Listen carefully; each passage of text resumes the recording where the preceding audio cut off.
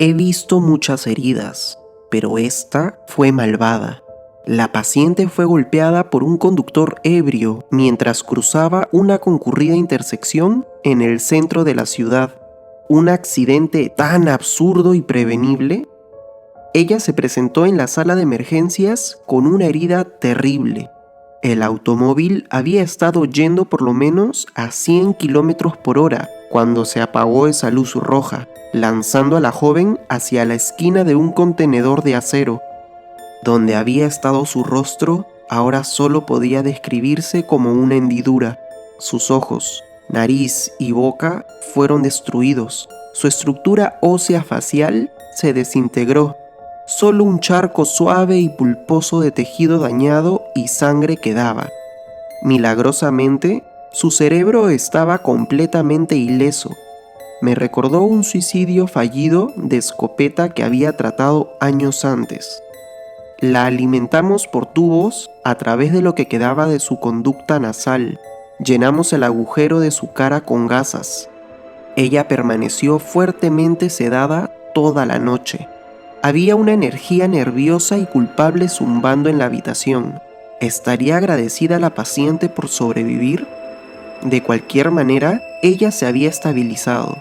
Cuando salí de la habitación, la policía se encontraba reuniendo declaraciones y pruebas de lo ocurrido. Traté de pasarlos rápidamente, pero insistieron en hablarme.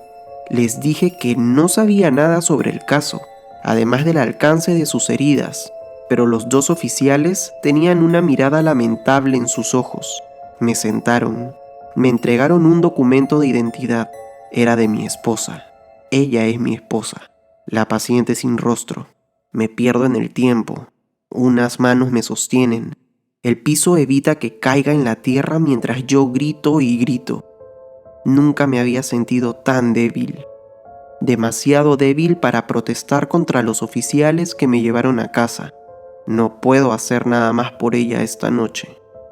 Al día siguiente, la veo sentada en la cama, en estado de alerta, casi como si estuviera bien, excepto por la enorme concavidad donde solía estar su cara, donde ahora hay vendas, puntos, tubos y sangre. Me siento junto a la cama.